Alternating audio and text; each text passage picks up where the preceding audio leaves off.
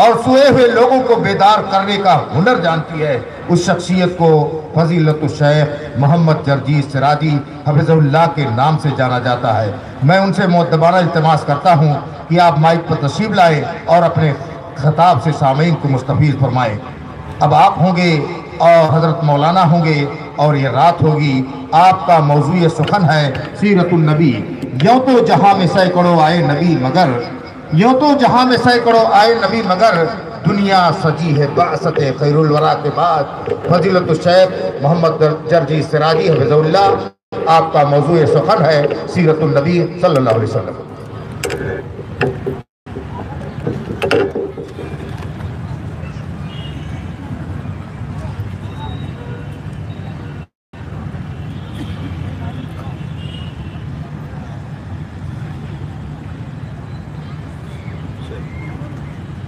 حضرات گرامی، پروگرام کے اختتام کے بعد ممکن ہے کہ لوگ نہ سن سکیں، اس لیے نہایت مختصر اعلان میں کر دینا مناسب سمجھتا ہوں۔ بتاریخ 31 مارچ سن 2019 یعنی کل کے دن بمقام road number 13 municipal school number 3 بیگن باڑی گوینڈی میں کلیہ عائشہ للبنات گوینڈی ممبئی کا چھٹا اجلاس عام اور رضا پوشی کا انعقاد ہونے جا رہا ہے، لہذا اب تمام حضرات سے درخواست کی جاتی ہے اس پروگرام میں شرکت فرما کر کے قوم کی بچیوں کی حوصلہ افزائی فرمائیں اور علماء کرام کے بیانات سے مستفیض ہوں۔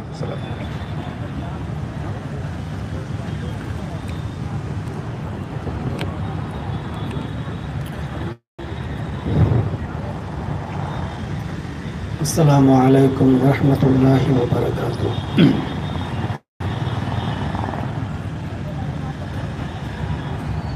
الحمدللہ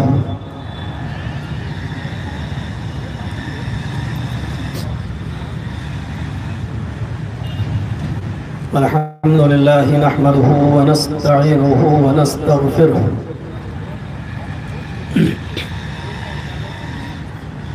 ونعوذ باللہ من شرور انفسنا ومن سیئات اعمالنا،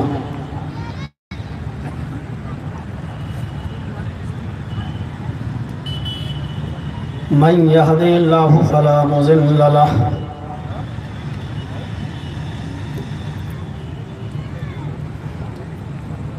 ومن يضلله فلا هادي له،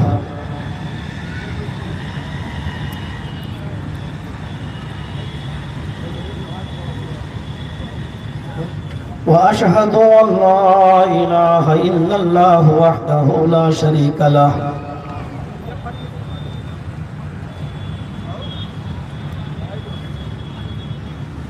وأشهد أن محمدًا عبده ورسوله، أما بعد فإن خير الحديث كتاب الله،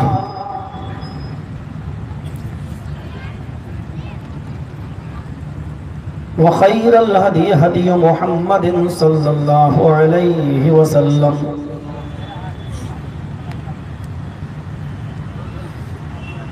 وشر الأمور محدثاتها وكل محدثة بدعة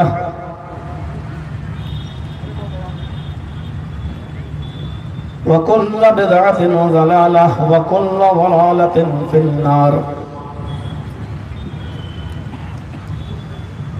أعوذ بالله من الشيطان الرجيم، بسم الله الرحمن الرحيم۔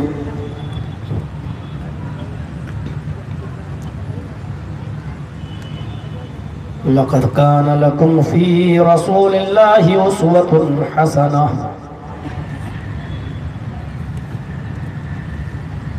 وقال تعالى: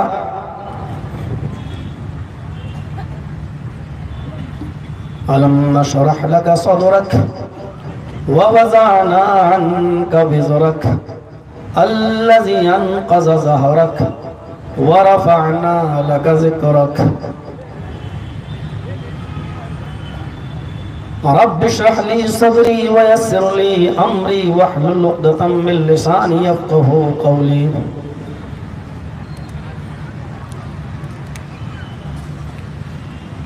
اسٹیج پر تشریف فرما اس اجلاس کے صدر محترم فضیلت الشیخ مولانا محمد الطاف الفیضی حفظہ اللہ،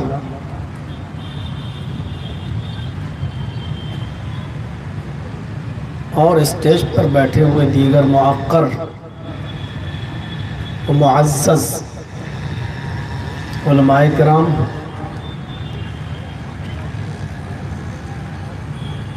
گوئنڈی ممبئی اور اس کے مضافات سے تشریف لائے ہوئے نہایت ہی محترم سامعین، پردے میں بیٹھی ہوئی اسلامی خواتین، پیاری ماں اور بہنوں،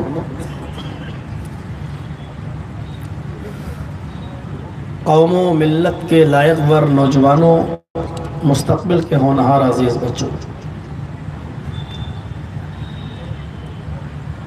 پیشرو خطیب جلال الدین قاسمی حفظہ اللہ سے آپ نہایت ہی علمی گفتگو ان کے اپنے منفرد انداز میں سماعت فرما رہے تھے۔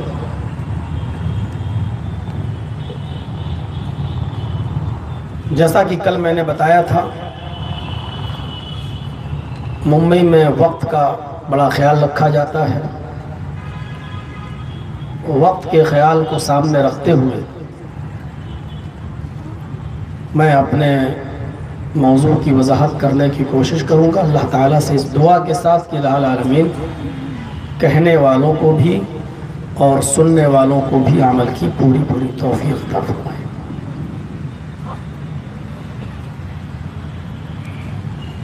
نبی اکرم صلی اللہ علیہ وسلم کی سیرت یہ اتنا اہم اور وسیع موضوع ہے کہ اس پر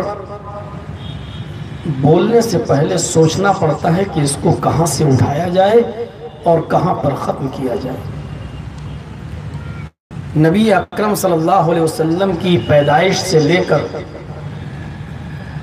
63 سال کی زندگی، جس میں نبی کا بچپنا بھی شامل ہے، نبی کی نوجوانی بھی شامل ہے، جوانی بھی شامل ہے، بڑھاپا بھی شامل ہے، زندگی کے آخری ایام بھی شامل ہیں، مکی زندگی بھی شامل ہے، مدنی زندگی بھی شامل ہے، اور پھر اس زندگی کے الگ الگ ڈپارٹمنٹس، الگ الگ شعبے بھی ہیں۔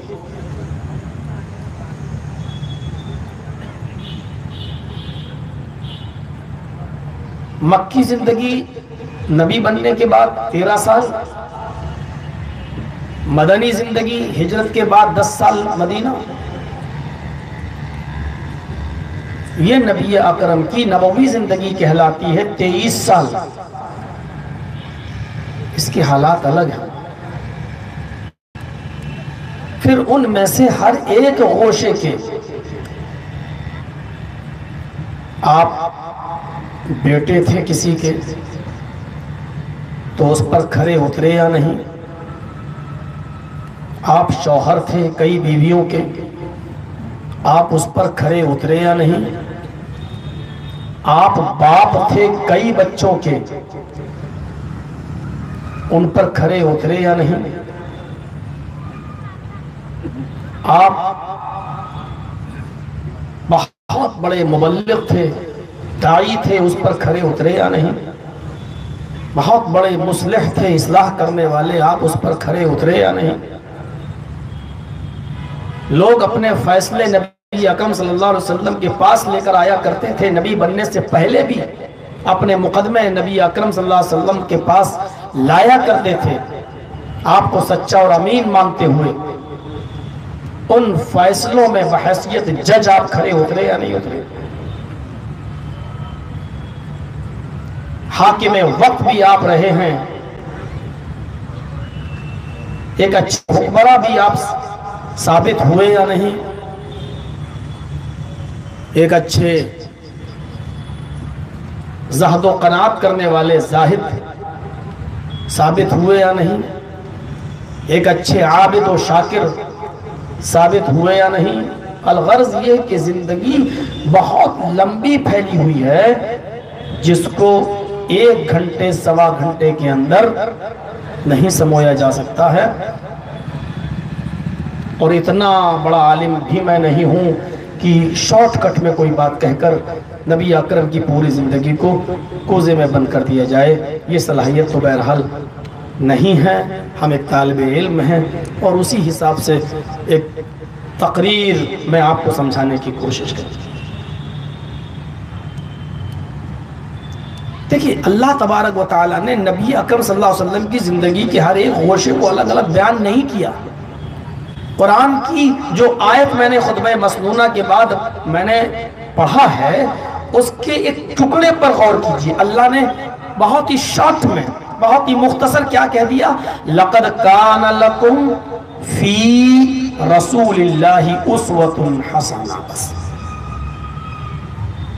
اگر ہم غور کریں تو نبی اکرم کی پوری زندگی کو اس ٹکڑے کے اندر پیش کر دیا ہے. لوگوں تمہارے لیے محمد الرسول اللہ صلی اللہ علیہ وسلم کی زندگی میں ایک آئیڈیل ہے، ایک نمونہ ہے. اللہ نے جب نبی کی پوری زندگی کو ہمارے لیے آئیڈیل اور نمونہ بنا دیا تو اب ایک ایک چیز نہیں. اس آیت کا مطلب یہ ہے تمہارے لیے نبی کی پوری زندگی جب آئیڈیل ہے تو تم بیٹھو ویسے جیسے نبی بیٹھتے تھے، اٹھو ویسے جیسے نبی اٹھتے تھے، چلو ویسے جیسے نبی چلتے تھے، کھاؤ ویسے جیسے نبی کھاتے تھے، پیو ویسے جیسے نبی پیتے تھے، شادی ویسے کرو جیسے نبی نے کر کے بتایا، ولیمہ ویسے کرو جیسے نبی اکرم نے کر کے بتایا. شادی کے موقع پر طرفین سے دعوتیں آتی ہیں، لڑکی والے کی یہاں کھانا کھانے جانا چاہیے یا نہیں. آئیڈیل نمونہ اور ماڈل ہے نبی کی زندگی. نبی اکرم نے اپنی بیٹی زینب کی شادی کی، کیا کھانا کیا؟ نبی اکرم نے رقیہ کی شادی کی، کیا آپ نے اپنے خاص صحابیوں کو بھی بلایا؟ نبی اکرم نے اپنی بیٹی ام کلثوم کا نکاح کیا، کیا کچھ صحابہ نکاح کے موقع پر نبی اکرم نے ان کی دعوت کی اور ان کو دسترخوان پہ کھلایا؟ سب سے چہیتی بیٹی حضرت فاطمہ کا جب نکاح کیا تو کیا نبی اکرم صلی اللہ علیہ وسلم نے کسی کو کھانا کھلایا، اپنے دسترخوان پر بٹھایا؟ نبی کے داماد حضرت علی، حضرت عثمان بھی کیا اس شادی میں شامل تھے؟ کھانے میں کیا نبی نے اپنے سسر ابو بکر صدیق اور عمر کو بھی اپنی بیٹیوں کی شادی میں کسی کو انوائٹ کیا؟ اور کیا ان لوگوں نے بھی کھانا کھایا؟ الغرض نبی اکرم کی پوری زندگی ہمارے لیے آئیڈیل ہے. اور جب دنیا کے یہ مسائل ہمارے لیے آئیڈیل تو نماز، روزہ، حج، زکوٰۃ، ان تمام عبادیات کے اندر بھی نبی اکرم کی زندگی تمہارے لیے ماڈل ہے. نماز میں نیت وہاں باندھو جہاں نبی باندھتے تھے، نماز میں ہاتھ وہاں اٹھاؤ جہاں نبی اٹھاتے تھے، وہاں گراؤ جہاں نبی گراتے تھے، اتنی رکعتیں پڑھو جتنی نبی پڑھتے تھے، روزہ ویسے رکھو جیسے نبی نے رکھ کے بتایا، زکوٰۃ ویسے دو جیسے نبی نے بتایا، حج ویسے کرو جیسے نبی نے. چھوٹا سا جملہ کہہ دیا، لَقَدْ كَانَ لَكُمْ فِي رَسُولِ اللَّهِ أُسْوَةٌ حَسَنَةٌ. تمہارے لیے رسول اللہ کی پوری زندگی آئیڈیل ہے، نمونہ ہے. ہم غور کریں اپنی سماجی، اقتصادی، معاشی ہر زندگی میں ہم نبی اکرم صلی اللہ علیہ وسلم کی زندگی کو آئیڈیل بنائے ہوئے ہیں. ابھی آج کوئی 2 جملے بول دے نبی کی شان میں، سارے مسلمان آپے سے باہر ہو جائیں گے، جلوس نکالیں گے، بسوں میں آگ لگائیں گے، ٹرکوں میں آگ لگائیں گے، توڑ پھوڑ کریں گے. کیوں آپ نے کیسے ہمارے نبی کی شان میں یہ جملے بولے؟ لیکن ہم خود اپنے ہاتھ سے نبی کی تعلیمات کا جنازہ نکالیں، اس پر کوئی حق نہیں ہے کہ ہم اپنے بچے کو ڈانٹیں، اپنی بیوی کو ڈانٹیں، اپنی اولاد کو ڈانٹیں، اپنے بھائی کو ڈانٹیں۔ اس پر ہمیں ہمارے کانوں پر جو نہیں رہتا۔ ابھی کوئی قرآن کا نسخہ پھاڑ کے پھینک دے اور دیکھو جلاتے ہوئے دکھاتے، واٹس ایپ وغیرہ پہ دیکھو یہ قرآن کو جلا رہی ہے، اپنے پیروں سے روند رہی، غصے سے باہر کمنٹ پڑھیے واٹس ایپ وغیرہ پر، کتنے خطرناک اور لوگ گالیاں تک دیتے ہیں ایسا کرنے والوں۔ آپ کا غصہ بچا ہے، لیکن میں پوچھتا ہوں کہ اسی قرآن کی تعلیمات جب ہمارے گھر میں اس کا جنازہ نکلتا ہے تو پھر ہماری غیرت کہاں مر جاتی ہے؟ جب اسی قرآن کی مخالفت ہمارے گھروں سے ہوتی ہے تو پھر ہماری غیرت کیوں نہیں جاتی؟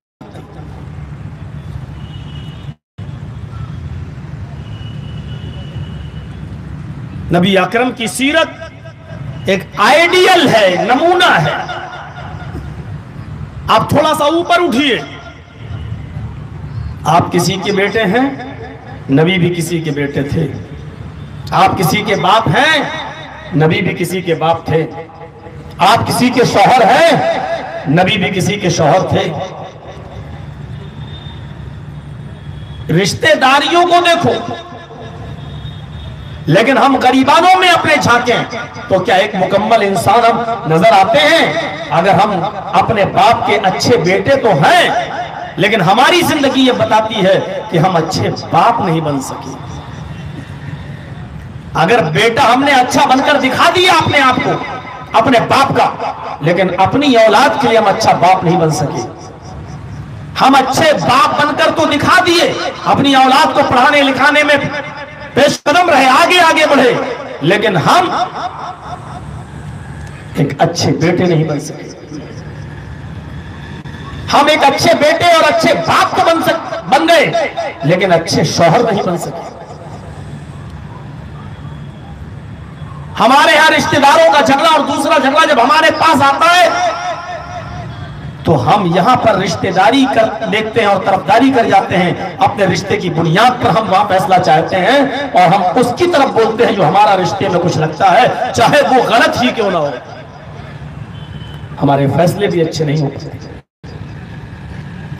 آئیے میں آپ کو نبی اکرم صلی اللہ علیہ وسلم کی حیثیتیں دکھائیں۔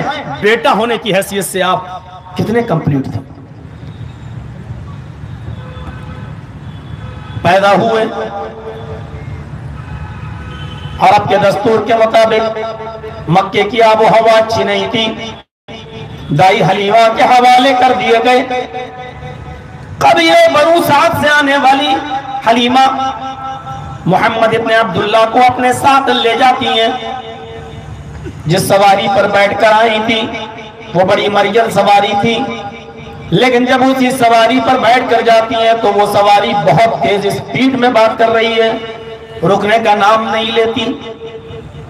حلیمہ سعدیہ کی پستان کا دودھ نبی اکرم پیتے ہیں، گھر پہنچتے ہیں، مرجھائی ہوئی بکری جو اتنا کم دودھ دیا کرتی تھی کہ جس بکری کا دودھ حلیمہ کی اپنی بیٹی شیمہ کو کافی نہیں ہوتا تھا، اور حلیمہ نے شکایت بھی کی اپنے شوہر سے کہ میری ایک ہی بکری اور اس بکری کا دودھ میری بیٹی کو پورا نہیں ہو پاتا ہے، اب تو محمد کو بھی میں لے آئی ہوں، اب کیا ہوگا؟ اب ایک ہی بکری کا دودھ دونوں بچے کیسے پیئیں گے؟ اس کا شوہر بولا حلیمہ تمہیں تو اب دونوں کو دودھ پلانا ہوگا، آگے اللہ کی مرضی، اللہ مالک۔ حلیمہ کہتی ہے کہ میں نے برتن لیا اور میں بکری کی طرف بڑھی، پہلا دن تھا، محمد ابن عبداللہ کو گھر میں لائے ہوئے، اور میں نے جیسی بکری کے تھن میں ہاتھ لگایا بکری نے ایسے دودھ دینا شروع کیا جیسے ساون بھادوں کی بارش ہو رہی ہو، برتن کے برتن بھر گئے۔ حلیمہ کا شوہر چیخ پڑا، اے میری بیوی، اے حلیمہ تو کوئی معمولی بچے کو لے کر نہیں آئی ہے، تو کسی باسعادت روح کو لے کر آئی ہے، بڑی باسعادت ہستی کو لے کر آئی ہے، یہ کوئی معمولی بچہ نہیں ہے۔ اس بچے کو لے کر جب تو سواری پر بیٹھتی ہے تو تیری سواری ہوا سے باتیں کرنے لگتی ہے، اس بچے کو لے کر جب تو گھر آتی ہے تو تیری مریل بکری جو ایک بچی کا لیے پورا دودھ نہیں دیتی تھی، آج اس نے برتن کے برتن بھر دیے۔ مزید تحقیق کرنا ہو تو پورا واقعہ، اس کے بعد شق صدر وغیرہ کا یہ پورا واقعہ رحیق المختوم میں آپ دیکھ سکتے ہیں، اور مزید تفصیل دیکھنا ہے تو زاد المعاد میں جائیے، علامہ ابن قیم کی کتاب میں، اس میں بہت تفصیل سے ملے گا، بہت زیادہ تفصیل سے، کئی صفحے بھرے پڑے ہیں اس میں، آپ تفصیلی مطالعہ وہاں کر سکتے ہیں۔ ایک گھنٹے کی، سوا گھنٹے کی تقریر میں وہ پوری تفصیل کی طرف میں نہیں جا سکتا۔ میرے بھائیوں، زاد المعاد کے مطابق 4 سال کی جب آپ ہوئے اور محلے کی کچھ بچوں کے ساتھ جب آپ بکریاں چرانے لگے، وہیں پر ایک فرشتہ آیا اور نام پوچھا، کیا نام ہے؟ آپ نے کہا محمد۔ وہ آپ کو ایک پہاڑ کے دامن میں لے گیا، اس بچے کو لٹایا، سینہ چاک کر دیا اور دل نکال لیا۔ جب دل نکالا تو اس دل کے اندر ایک خراب قسم کا لوتھڑا تھا، اس لوتھڑے کو اس دل سے نکال کر پھینک دیا اور دوسرے فرشتے سے کہا زمزم کا پانی لاؤ، یہ ماء زمزم جو تمہارے ہاتھ میں یہ لاؤ۔ اس فرشتے نے اس فرشتے کو پانی دیا اور اس فرشتے نے محمد رسول اللہ کے دل کو زمزم کے پانی سے دھویا اور دھونے کے بعد سینے میں رکھ دیا اور ہاتھ پھیر دیا۔ محمد رسول اللہ صلی اللہ علیہ وسلم جو ابھی 4 سال کی عمر تھی، آپ صحیح سلامت ہیں۔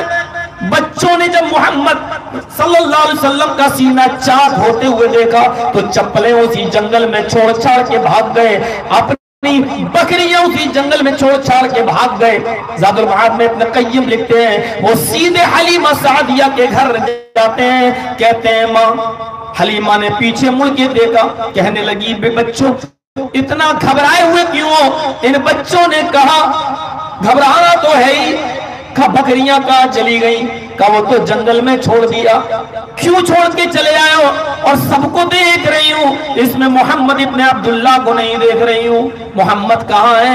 ان بچوں کی زبان سے جو جملے نکلے اس کو ابن قیم نے نقل کیا، قتل محمد۔ ان بچوں نے کہا ماں حلیمہ، ماں محمد تو قتل کر دیے گئے، محمد تو مار ڈالے گئے۔ بچے جو جس انداز میں بول سکتے تھے بولے۔ حلیمہ کہتی ہے میری زمین سرک گئی، پیروں کے نیچے سے زمین سرک گئی۔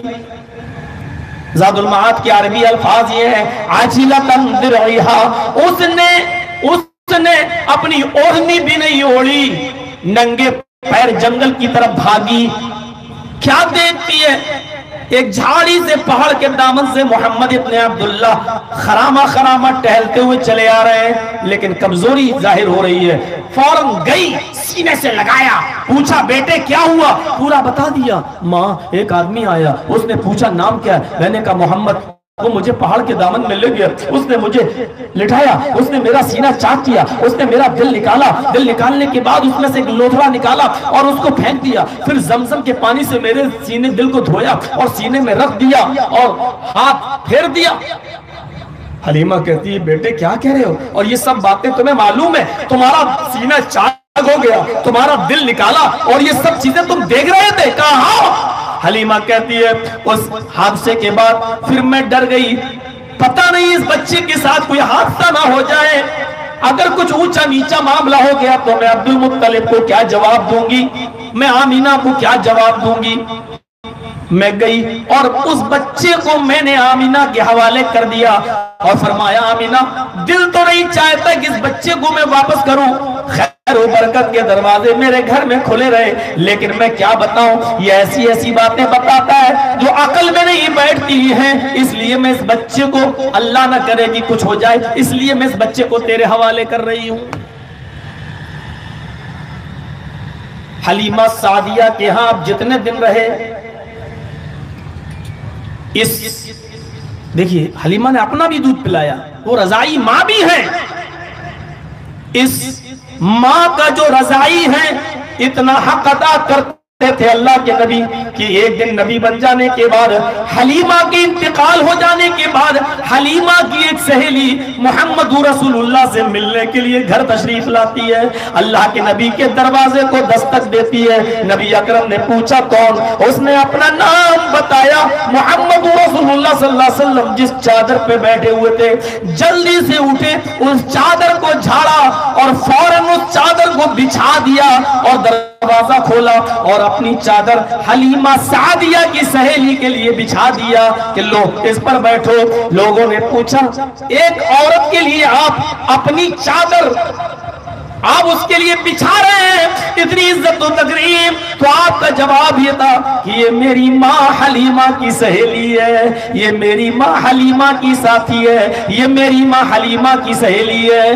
गौर करो, रज़ाई माँ है, सगी माँ नहीं है। अपनी पिस्तान का दूध पिलाया है, पैदा नहीं किया हलीमा ने, लेकिन जब हलीमा को अपनी माँ समझ रहे हैं अल्लाह के नबी, अगर मोहम्मद रसूलुल्लाह की हकीकी माँ, ओरिजिनल माँ, असली माँ अगर आमिना जिंदा होगी तो अल्लाह के रसूल अपनी माँ की कितनी खिदमत करते। आमिना का बयान है, जब 6 साल के हुए मेरे बेटे मोहम्मद, तो मैं इनको लेकर अपने भाई के घर गई, यानी मोहम्मद इब्ने अब्दुल्ला के मामू के यहाँ गई।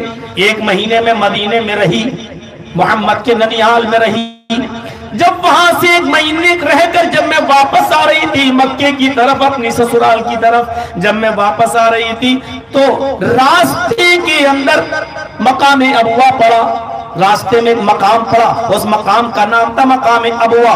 मैंने कहा बेटे मोहम्मद, इब्ने अब्दुल्ला जवाब देते, माँ क्या कह रही हो? बेटे क्या तुम अपने बाप की कब्र देखोगे? 6 साल का बच्चा भी इतना जानने लगता है कि कब्र किसको कहते हैं। मौत आती है, मरने के बाद इंसान दोबारा जिंदा नहीं होता है। मोहम्मद इब्ने अब्दुल्ला ने फौरन कहा, माँ हाँ मैं अपने अब्बू की कब्र देखना चाहता हूँ। मकाम अबुआ के पास जाती है, अपने बेटे की उंगली पकड़ के चलती है और कहती है, कब्र की तरफ इशारा करती है। मोहम्मद इब्ने अब्दुल्ला की उम्र है 6 साल।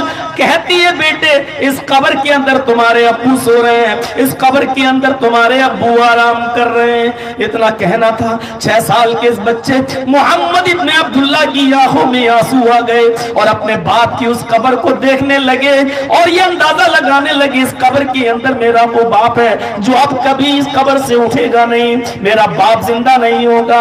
अभी आप ये सोच रहे थे, उधर हलीमा, उधर आमिना की तबीयत बिगड़ने लगती है और अपने शौहर की जुदाई वो बर्दाश्त नहीं कर पाती है। अपने शौहर की कब्र को देखते देखते उनको अटैक पड़ता है और जैसे ही अटैक पड़ता है आमिना वही मकाम अबुआ पर गिरती है और गिरते ही आमिना की रूह कब्ज़ से सूरी से परवास कर जाती है। आमिना का भी इंतकाल हो जाता है। अपने बाप की कब्र के पास आमिना का भी इंतकाल होते हुए मोहम्मद रसूलुल्लाह ने अपनी आंखों से देखा, अपनी मां को भी इसी जगह खो दिया। बड़े होने के बाद हक इस तरह अदा किया, एक बेटे की जिम्मेदारी, हक इस तरह अदा किया कि नबी बन गए, रसूल बन चुके हैं, पैगंबरी मिल गई है, रसूल बने हैं, पैगंबरी मिली हुई है।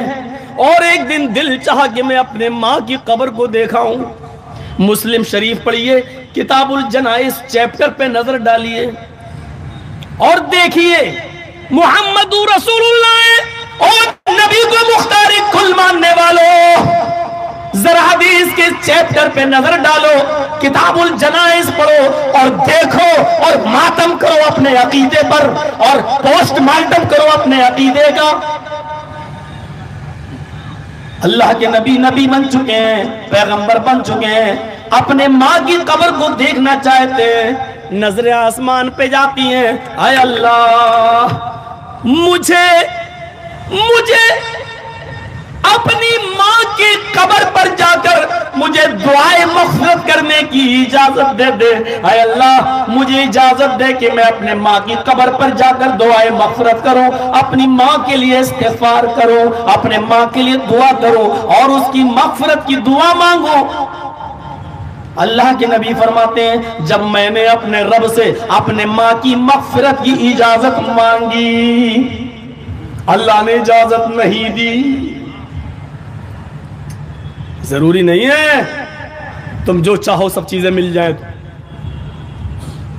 اللہ کے رسول، مسلم کی روایت ہے، اللہ سے اپنے ماں کی مغفرت کی، دعائے مغفرت کی اجازت مانگ رہے ہیں، جو ریجیکٹ کر دی اللہ نے۔ نہیں، اے محمد صلی اللہ علیہ وسلم، آپ اپنے ماں کے لیے دعائے مغفرت نہیں کر سکتے۔ اللہ کے نبی نے فرمایا اللہ ٹھیک، دعائے مغفرت کی اجازت نہیں ملی، کوئی بات نہیں، لیکن اس بات کی اجازت دے دے کہ میں اپنے ماں کی قبر کی زیارت کر لوں، کم سے کم زیارت کی اجازت تو دے دے، اپنے ماں کی قبر کو دیکھنے کی اجازت تو دے دے۔ اللہ کے نبی فرماتے جب میں نے اپنی ماں کی قبر کی زیارت کی اجازت مانگی تو مل گئی، اللہ نے مجھے ماں کی قبر کی زیارت کی اجازت دے دی۔ غور کرو، دعائے مغفرت کی اجازت نہیں دی، لیکن قبر کی زیارت کی اجازت مانگی تو مل گئی۔ اللہ کے نبی فرماتے ہیں کہ میں اپنے ماں کی قبر پہ گیا، اپنے ماں کی قبر کو دیکھ رہے ہیں، وہ منظر دیکھو، مسلم کے صفحات پر یہ منظر دیکھو، اپنے ماں کی قبر کو دیکھ رہے ہیں، دیکھتے ہی دیکھتے آنکھوں میں آنسو آ گئے، روئے،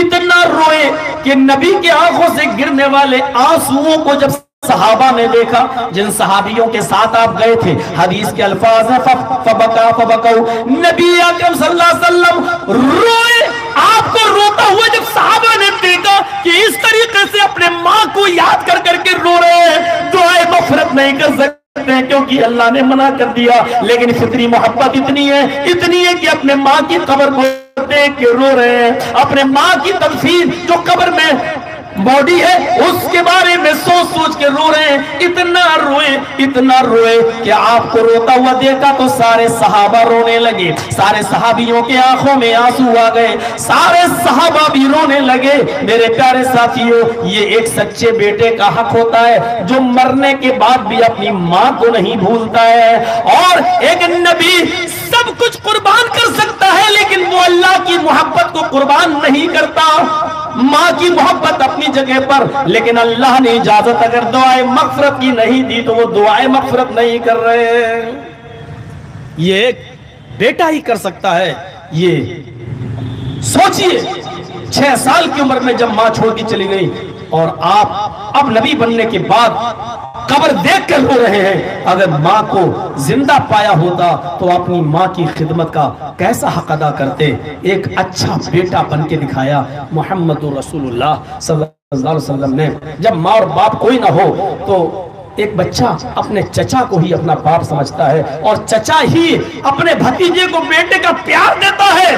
محمد رسول اللہ جب 12 سال کے ہوئے، دیکھا میرے چچا میری پرورش کر رہے ہیں اور مجھے پال پوس کر 12 سال کا کر دیا، کام میں ہاتھ بٹانا چاہیے، بکریاں چرانا شروع کر دی۔ 12 سال کی عمر میں اپنے چچا ابو طالب کے ساتھ ملک شام کا سفر بھی باغرض تجارت شروع کر دیا۔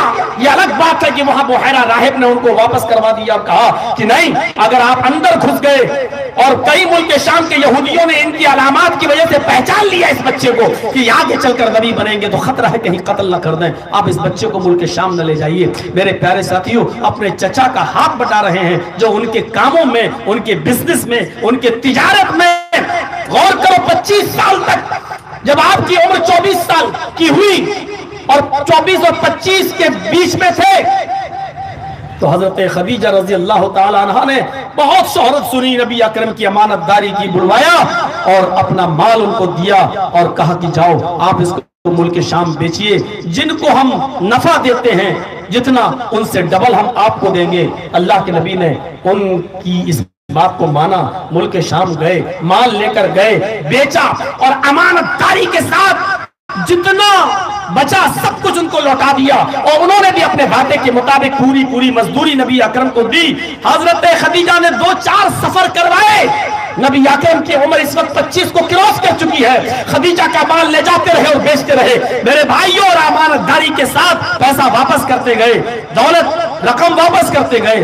हजरत खदीजा जिनके दो शोहर इंतकाल कर चुके थे, और खदीजा ने यह आज़म कर लिया था कि हम कोई तीसरा निकाह नहीं करेंगे, लेकिन नबी अकरम की अमानतदारी और सदाकत और सच्चाई ने खदीजा को मजबूर कर दिया। उसका दिल अपनी जगह पे ठहर नहीं सका और उसने अपनी खादिमा को भेज दिया अपने निकाह का पैगाम देकर जनाब मोहम्मद रसूलुल्लाह के पास।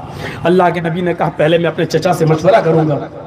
अबू तालिब ने कहा बेटे मेरे भतीजे, खदीजा ने खुद तेरी तरफ निकाह का पैगाम भेजा है, इसको तू कबूल कर ले, हमारे घर की हालत ज्यादा अच्छी नहीं, और खदीजा अरब की एक रईस औरत है, जब वो हमारे घर की बहू बनकर आ जाएंगी तो जरूर हमारे घर का कुछ सुधार हो जाएगा। मेरे प्यारे साथियों, अबू तालिब ने खुद निकाह पढ़ाया और मोहम्मद इब्न अब्दुल्लाह खदीजा रज़ी अल्लाह तआला अन्हा के निकाह के बंधन में बन जाते हैं। मैं बताना ये चाहता हूँ कि ये सिर्फ तिजारत और बिजनेस कर रहे हैं, तिजारत और बिजनेस भी कर रहे हैं और अपने चचा का साथ भी दे रहे हैं। एक अच्छा बेटा बनते, बेटा होने की हैसियत से देखिए आप एक कंप्लीट इंसान नजर आते हैं। यहां कर देखिए, ये मुंबई में, आज मुंबई में इसलिए मुंबई में कह रहा हूं, कितने बाप ऐसे होंगे जो कहते होंगे अपनी औलाद से बेटा 10 बजे तक घर आ जाना, ज्यादा रात में नहीं, लेकिन वो बेटा ही क्या जो अपनी बाप की बात को मान के 10 बजे घर पहुंच जाए। बेटे की तो सुबह रात के 12 बजे के बाद हो रही है मुंबई में। जो जिनके बाप जिंदा हैं और यहां बैठे हुए हैं, वो बच्चे, वो जवान अपने गरीबानों में झांक कर देखें, क्या वो अपने बाप के अच्छे बेटे बन सके आज तक? बात मानते हो, लेकिन सोने में, घर आने में, जाने में आप अपने माँ बाप की बात नहीं मान रहे हैं। एक चीज का ऐलान जो कल भी किया था आज भी करूंगा मैं। कुछ लोग अभी आपके दरमियान कपड़ा लेकर जाएंगे। मदरसे की ज़मीन यहाँ ली गई है तकरीबन 21 लाख रुपए की, और वो पेमेंट अदा करना है। और आप मुंबई में ज़मीन का भाव और कीमत तो आप जानते ही हैं, आसमान छूती है। तो बहरहाल आपसे गुजारिश है कि मदरसे का ज़्यादा से ज़्यादा ताउन फरमाएं। जो लोग भी आपके दरमियान कपड़ा लेके जाएं, ये आज दूसरा दिन है, इसके बाद ये प्रोग्राम यहाँ पर ख़त्म हो जाएगा। आपसे गुजारिश है कि आप ज़्यादा से ज़्यादा इस मदरसे का ताउन फरमाएं। अल्लाह ताला आपको इसका पूरा पूरा अजर अज़ीम अता फरमाए। एक मरतबा दिल खोल कर दे दीजिए हज़रत उस्मान गनी की तरह। अल्लाह के नबी ने फरमाया था ग़ज़वा तबूक के मौके पर कि है कोई जो 100 ऊँट दे। उस्मान गनी ने कहा अल्लाह के नबी मैं देता हूँ। कोई और है उस्मान के अलावा जो 100 दे? कहा मैं फिर 100 देता हूँ। अरे उस्मान 200 दे चुके, कोई और है जो उस्मान के अलावा दे? उस्मान ने कहा अल्लाह के नबी मैं 100 और दे रहा हूँ। आपने कहा उस्मान 300 दे चुके हैं, अब उस्मान के अलावा कोई और खड़ा हो, फिर उस्मान उठे। आपने कहा उस्मान के अलावा, फिर उस्मान उठे। 7 मरतबा आपने ऐलान किया, 7 मरतबा उस्मान उठे। और अल्लाह के नबी को ये कहना पड़ा उस्मान अभी आसमान से जिब्रील आए और जिब्रील ने मुझे ये खबर दी कि उस्मान से कह दो। आज 700 ऊँट देकर उस्मान ने इतना बड़ा नेक काम किया, इतना बड़ा नेक काम किया कि माज़र्रा उस्मान, माज़र्रा उस्मान, माज़र्रा उस्मान, मा अमिला बादल यौमी क़त्तु। उस्मान को कोई चीज नुकसान नहीं पहुंचा सकती है। अगर मेरा उस्मान आज के बाद एक भी नेक काम न करे, फिर भी अल्लाह उसको जन्नत देकर रहेगा। मेरे भाइयों एक बार दिल खोल के दे दो। 20, 25, 10 रुपए क्या दे रहे हो? 1000, 2,000 का कहूंगा नहीं, तो बंद हो गया नोट। 500 का नोट निकालो, 2000 का निकालो, दीजिए। और ज्यादा से ज्यादा ताउन कीजिए इस मदरसे का। कम से कम यार इटावा से, यूपी से आया हो, मेरी तो लाज रखो यार, मेरी बात तो कम से कम इतनी रखो। मोहब्बत है, देखता हूँ अभी मैं गिनूंगा, खुद जाके गिनूंगा, देखता हूँ कल कितना हुआ था और आज कितना हुआ है, देखूंगा। तो आपसे गुजारिश है कि आप ज्यादा से ज्यादा ताउन फरमाएं। तो एक अच्छा बेटा बन के दिखाए नबी अकरम। बेटे के बाद क्या होता है? शौहर। बाप बाद में, पहले शौहर होंगे तब ना बाप बनेंगे। शौहर। हम लोग क्या शौहर बनेंगे? एक बीवी को संभाल नहीं पा रहे हैं, 11 को संभाल के दिखाया और किसी एक को शिकायत नहीं हुई। और कभी भी थोड़ा थोड़ा मन मिटाव हुआ तो इस बात को लेके हुआ कि आप इस बीवी के यहां थोड़ा ज्यादा क्यों बैठ गए। बारी سب کے یہاں برابر کیوں نہیں بیٹھے؟ دیر لگانا تو ہمارے ہاں لگاتے، ان کے یہاں کیوں لگایا؟ یعنی ہر ایک کو اتنی محبت تھی کہ اس کو یہ گوارا نہیں تھا کہ اگر مجھے 10 منٹ دیے تو اس کو 11 منٹ کیسے ملیں گے، 9 ملنا چاہیے لیکن 11 نہیں۔ یہ بھی محبت درشاتا۔ ایک اچھی زندگی گزاری بحیثیت شوہر، اور نظر ڈالیے اس واقعے کی طرف کہ قربانی کا گوشت جب بن کر سامنے آیا، عائشہ صدیقہ کہتی ہے کہ میں نے بڑے پیار سے قربانی کا گوشت بنایا اور ہڈی لگا ہوا گوشت نبی اکرم کو بہت پسند تھا، میں اس کی بوٹی نکال کے اللہ کے نبی کے پاس لائی، نبی اکرم نے پیالے میں سے ہڈی نما گوشت کو، ہڈی لگی ہوئی گوشت کو اٹھایا، اس کی ہڈی کو پکڑا اور منہ تک لے گئے لیکن کھایا نہیں، اس کو اس پیالے میں، مٹی کے پیالے میں واپس کر دیا۔ پوچھا عائشہ صدیقہ نے، اے اللہ کے نبی کیا ہوا؟ آج قربانی کا دن ہے اور اونٹ کا گوشت ہے، میں بنا کر لائی ہوں، آپ کو ہڈی دار گوشت زیادہ پسند ہے، میں ہڈی لے کر آئی ہوں، اس ہڈی میں گوشت بھی لگا ہے جو آپ کو پسند ہے، پھر کیا بات ہے؟ آپ نے اٹھایا بھی ہے، منہ تک بھی لے جاتے ہیں لیکن کھاتے نہیں، اسی پیالے میں واپس کر دیتے ہیں۔ اس کے بعد جیسی حضرت عائشہ نے سوال کیا، نبی اکرم کے آنکھوں میں آنسو آ گئے۔ پوچھا حضرت عائشہ نے، ارے آج قربانی کا دن ہے اور آپ رو رہے ہیں، بات کیا ہے؟ فرمایا عائشہ آج مجھے اپنی پہلی بیوی خدیجہ کی یاد آ رہی ہے، آج مجھے اپنی پہلی بیوی خدیجہ کی یاد ستا رہی ہے۔ عائشہ آج اگر میری پہلی بیوی خدیجہ زندہ ہوتی تو وہ بھی قربانی کے دن میرے ساتھ کھاتی۔ 66 سال کی عمر میں خدیجہ کا انتقال ہوا، اس بڑھاپے کے اندر بھی نبی ان کو نہیں بھول پا رہے ہیں، اس بڑھاپے میں بھی۔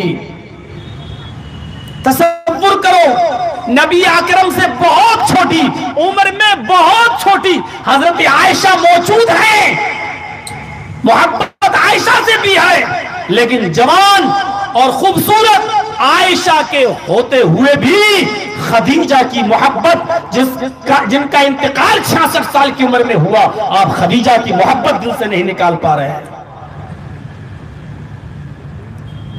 اور کریں گے؟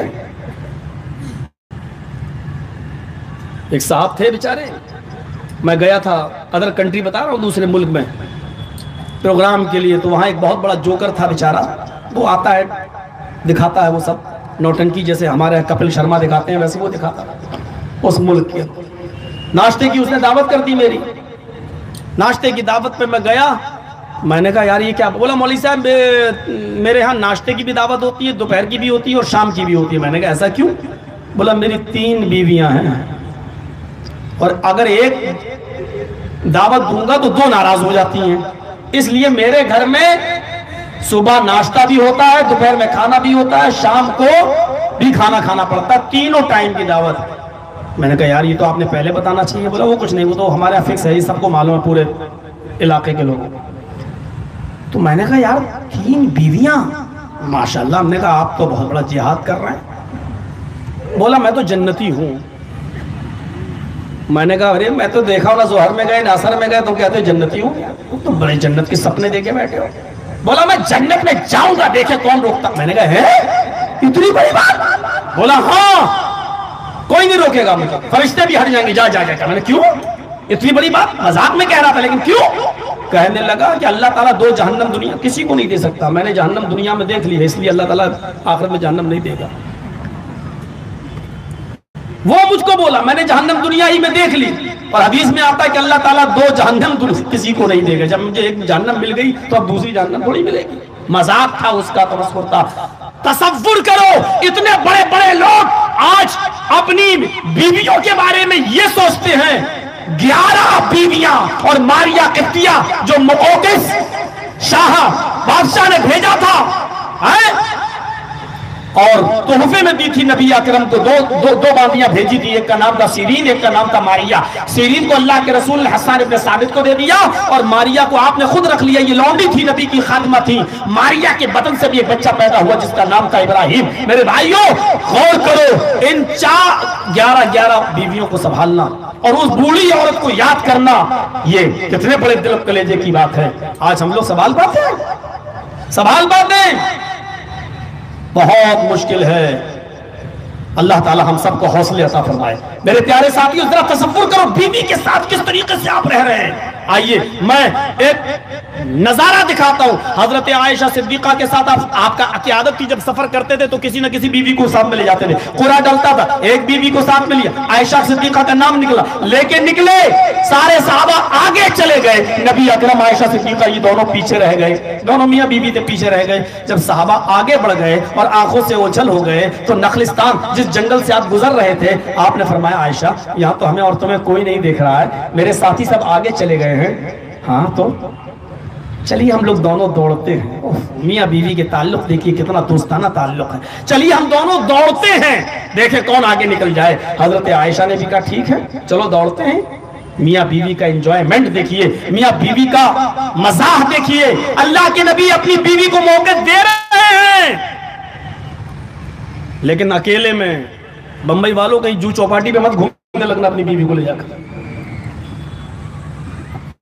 दौड़ रहे हैं। हदीस के अल्फाज है, हजरत आयशा आगे निकल गई, नबी अकरम पीछे रह गए। हजरत आयशा बड़ी खुश हुई, मैं जीत गई, मैं जीत गई, मैं कामयाब हो गई, मैं कामयाब हो गई। आपने कहा हाँ ठीक है तुम जीत गई।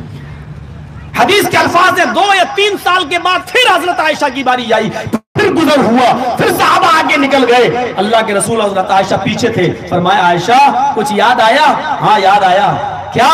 हम लोग यहाँ दौड़े थे 2 साल पहले, 3 साल पहले। हाँ चलो आज फिर दौड़ते हैं, देखें अब कौन आगे निकलता है। हजरत आयशा फरमाती हैं कि मैंने फिर दौड़ लगाई अल्लाह के नबी के साथ। इस मर्तबा में हार गई और नबी अकरम जीत गए। नबी अकरम आगे निकल गए। अच्छा औरतों में एक फितरत होती है, जीतती हैं तो खुशी बहुत होती है और हार जाए तो दुख बहुत होता है। तो हजरत आयशा बड़ी वैसी थी। अल्लाह के नबी ने कहा आयशा मैं जीत गया। हाँ ठीक है। देखो नाराजगी जाहिर भी नहीं होने दे रही है। अल्लाह के नबी ने कहा आयशा क्या हुआ? कहा कुछ नहीं ना, आप जीत गए। वो शौहर ही क्या जो अपनी बीवी का चेहरा ना पढ़ पाए। समझ गए नहीं नाराज हैं, कुछ तकलीफ हुई। आप बैठ गए। आयशा क्यों, क्या बात है? नहीं कोई बात नहीं। नहीं कुछ तो है। नहीं नहीं कुछ नहीं। वो जाहिर भी नहीं होने दे रही।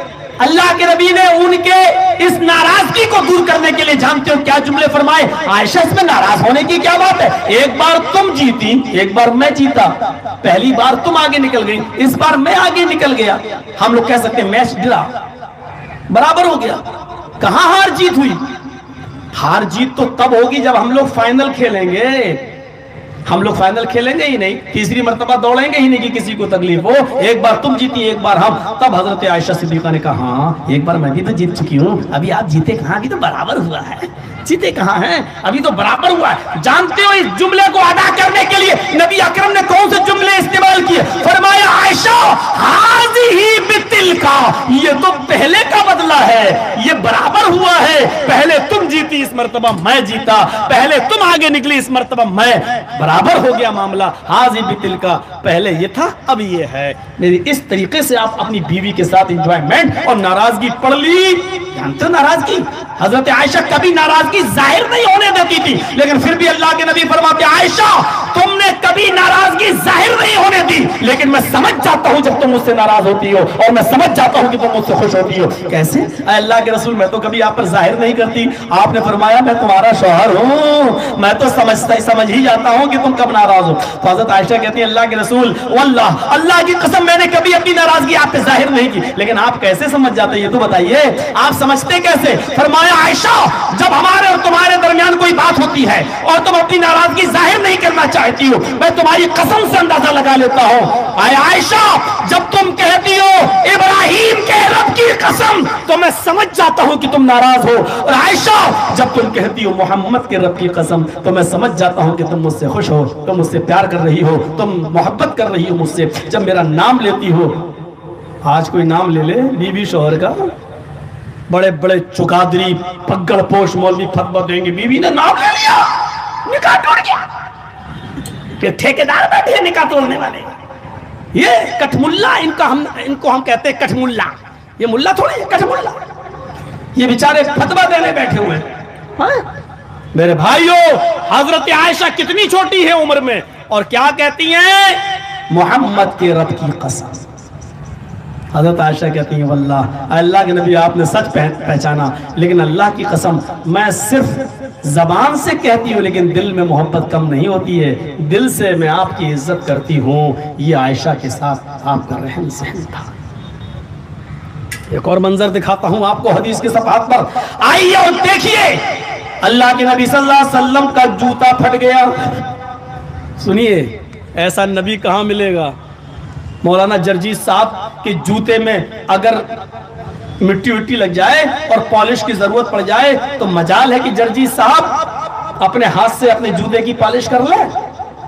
اللہ کے نبی کا جوتا پھٹ گیا، آپ اپنے حجرے میں ہیں اور عائشہ صدیقہ چرخہ چلا رہی ہیں، عائشہ صدیقہ چرخہ کاٹ رہی ہیں اور اللہ کے نبی جوتا ٹانگ رہے ہیں، ایسے سوئی لی اور جوتا سی رہے ہیں، اپنے ہاتھ سے اپنا جوتا سنبھال رہے ہیں۔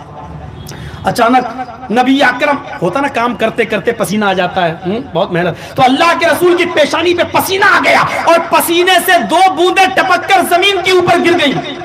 عائشہ صدیقہ نبی کی پیشانی پر پسینے کی بوندوں کو ٹپکتے ہوئے دیکھ رہی ہے کہ اس میں سے کوئی نور چمک رہا ہے، اس میں سے کوئی روشنی چمک رہی ہے۔ عائشہ صدیقہ نے چرخہ روک دیا اور نبی کی پیشانی سے ٹپکنے والے پسینے کو دیکھنے لگی اور پسینے سے نور ٹپک رہا تھا۔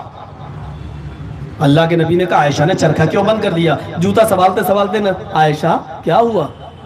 عائشہ بے ساختہ بولی اے اللہ کے نبی ہوا تو کچھ نہیں ہے، لیکن ابھی آپ کی پیشانی سے پسینے کی جو 2 قطرے 2 بوندیں زمین کے اوپر گری، اللہ کی قسم میں نے آپ کے پسینے کی ان دونوں بوندوں میں نے نور چمکتے ہوئے دیکھا ہے۔ آپ کی پیشانی بہت حسین لگ رہی ہے، آپ کا چہرہ کھلا ہوا گلاب دکھ رہا ہے۔ اللہ نے حسین تو آپ کو پہلے ہی سے بنایا تھا، لیکن آج سے خوبصورت منظر میں نے اس سے پہلے کبھی نہیں دیکھا۔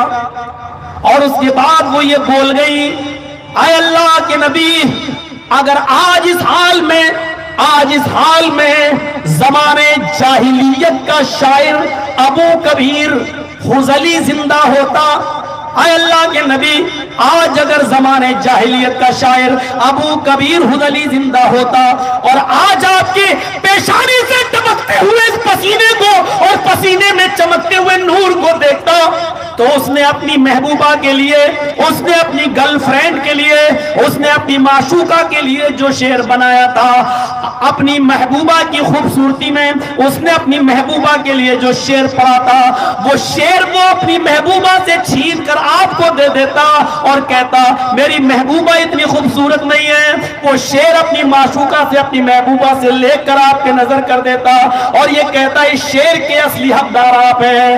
اللہ کے نبی کہنے لگے عائشہ ابو کبیر حذلی نے وہ کون سا شعر پڑھا تھا اپنی محبوبہ کے لیے جو آج وہ زندہ ہوتا تو اس سے چھین کر مجھے دے دیتا؟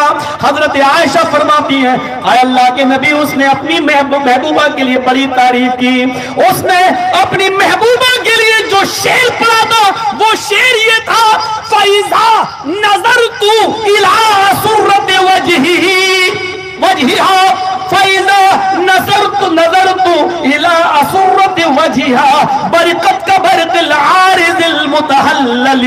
اے میری محبوبہ، اے میری معشوقہ، تو اتنی خوبصورت ہے، اگر تجھے اندھیرے کمرے میں کسی بند کمرے میں بند کر دیا جائے اور لائٹ کو آف کر دیا جائے، چراغ بجھا دیا جائے تو تیرے ہونٹوں تیرے گالوں کی چمک سے پورا کمرہ پورا حجرہ روشن ہو جائے، تو اتنی خوبصورت ہے، اتنی حسین ہے۔ اس نے اپنی محبوبہ کے لیے بھی شعر پڑھا تھا، اگر آج ابو کبیر حذلی زندہ ہوتا تو اپنی معشوقہ سے وہ شعر چھین کر آپ کو دے دیتا اور کہتا اس شعر کے اصلی حقدار تو آپ ہیں، اس خوبصورتی کے اصلی حقدار تو آپ ہیں۔ اللہ کے نبی نے اپنی بیوی عائشہ کے منہ سے یہ تعریف سنی، اٹھ گئے، کھڑے ہو گئے، اپنی بیوی حضرت عائشہ کے دونوں کاندھوں کو پکڑا، ان کو زور سے اپنے سینے سے دبایا اور ان کی پیشانی کو بوسہ لیا، فرمایا عائشہ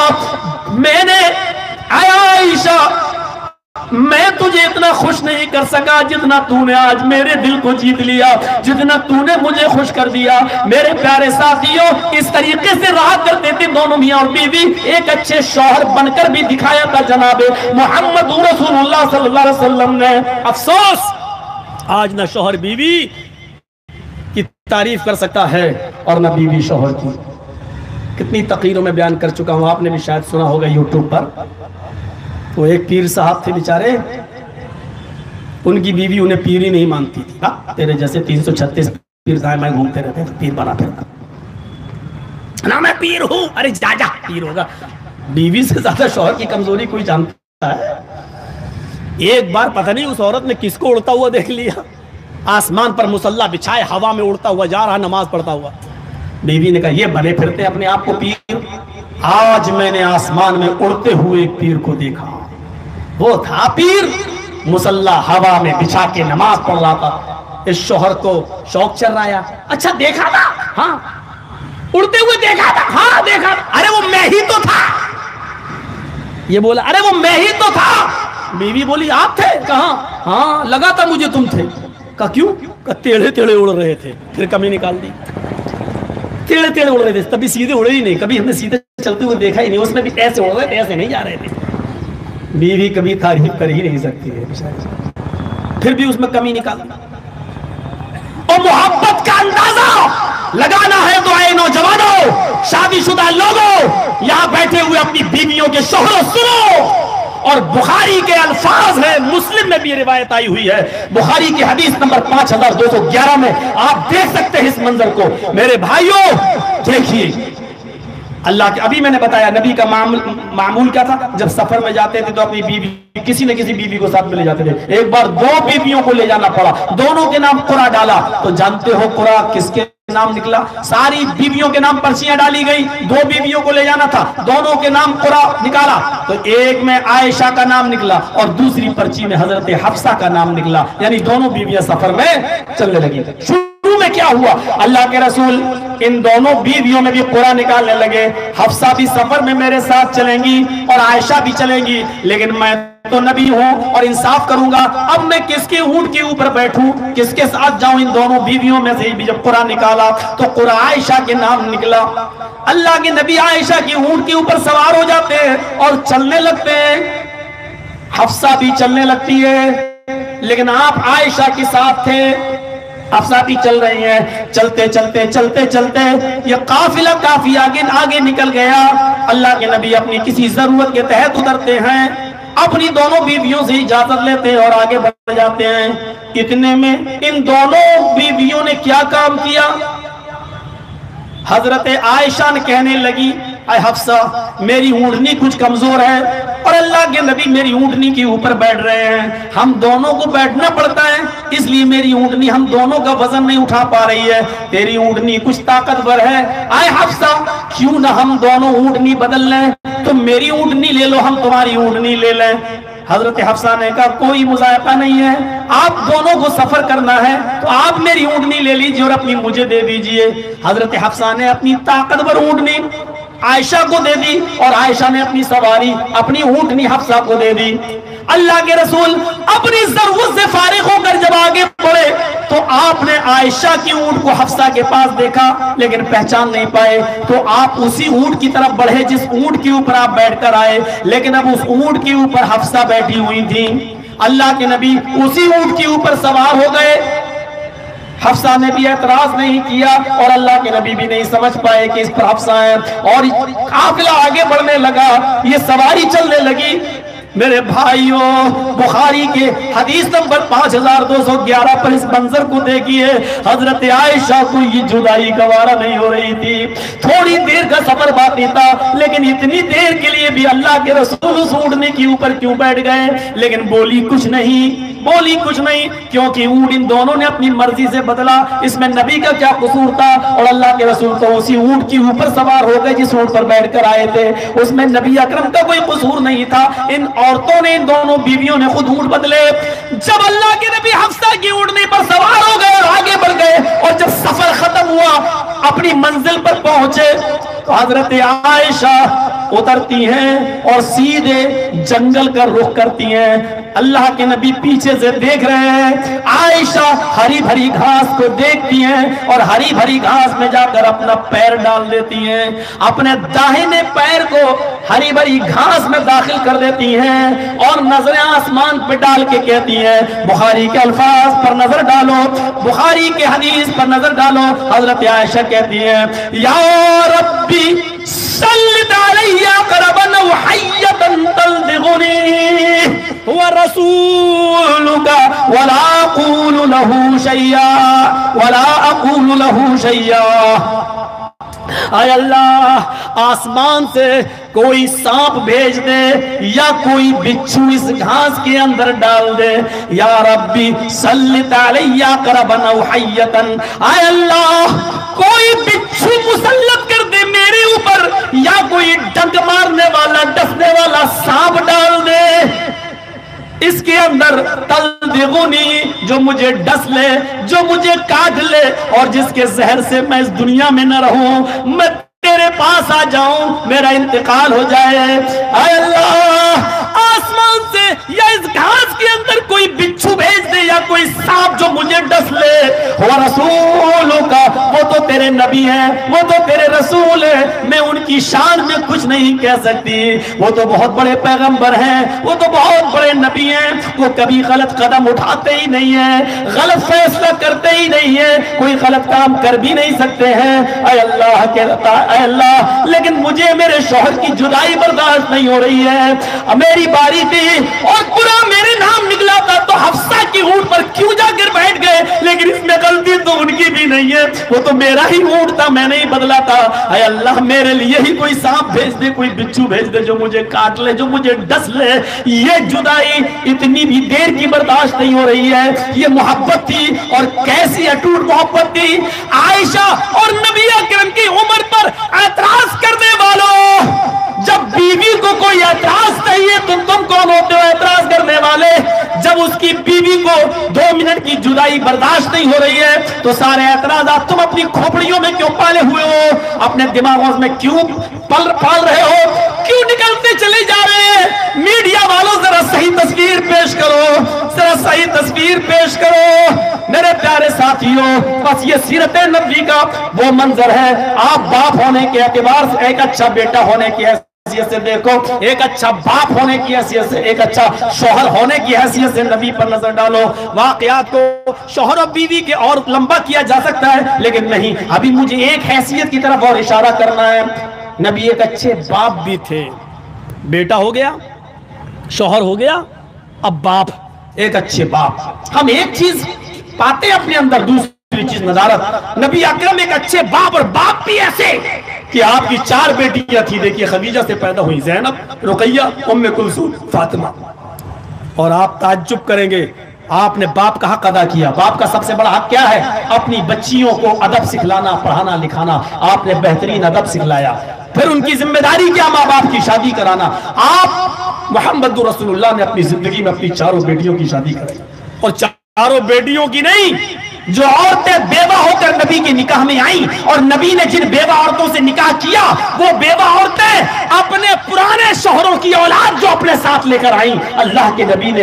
ان کے پرانے شوہروں کی اولاد کو ان کی ماں سے نکاح کرنے کے بعد اپنی بیٹی بنایا اور آپ نے ان بیٹیوں کا بھی نکاح کرایا۔ پڑھیے سیرت کی کتاب اور دیکھیے اتنی بڑی ذمہ داری۔